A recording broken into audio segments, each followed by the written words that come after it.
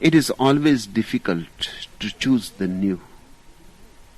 But only those who choose the new live.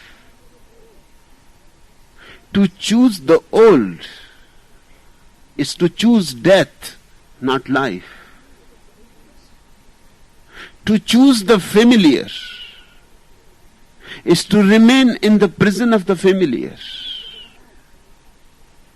To choose the known is to avoid really the unknown that is knocking on the doors.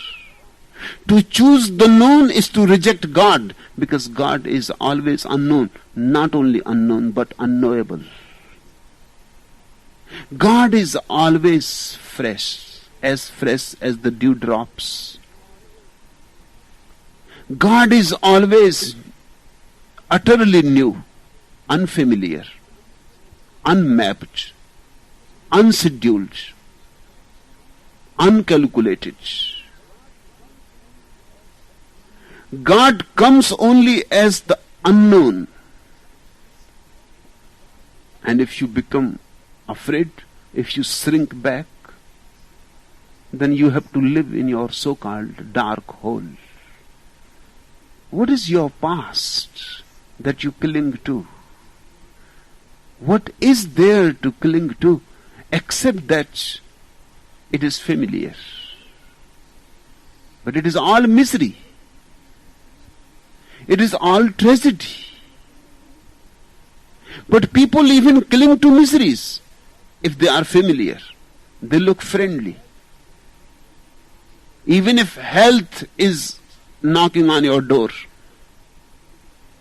you don't listen to the knock. You cling to your tuberculosis, to your cancer, because they are familiar. You have lived with them so long. It looks almost like a betrayal to leave them and become healthy. That's why people are clinging to miseries.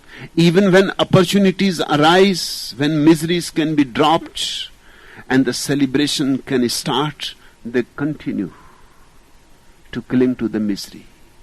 They persist in it. They insist for it. Even if it drops, they catch hold of it again and again. If one misery disappears, they create similar misery immediately. They don't even give a little interval for joy to enter in their being. Remember, but only those who choose the new live.